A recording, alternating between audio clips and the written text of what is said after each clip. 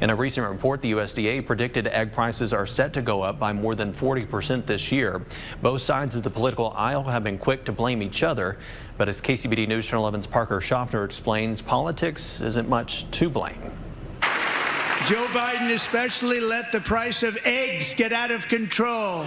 He said, I'm going to bring down costs from day one. What do we see? We see egg prices wholesale up 23%. Political finger-pointing as egg prices reach record levels in the U.S. In January, the average price for a dozen large eggs was $4.95, eclipsing the previous record set 2 years earlier. Economists say bird flu is to blame, not policy. This doesn't have anything to do with politics or political parties or anything like that. We have avian influenza. Since 2022, bird flu has killed 166 million chickens across the country.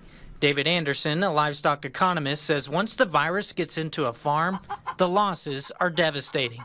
Death losses in a flock are greater than 75%. So death losses are pretty horrific, and the other ones aren't doing too good. And it also hits very quickly.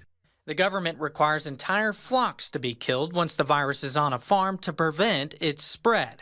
Because massive egg farms may have millions of birds, just one outbreak can put a dent in the egg supply. On February 1, we had 291 million table egg laying hens. That was down from 304 million on the 1st of January.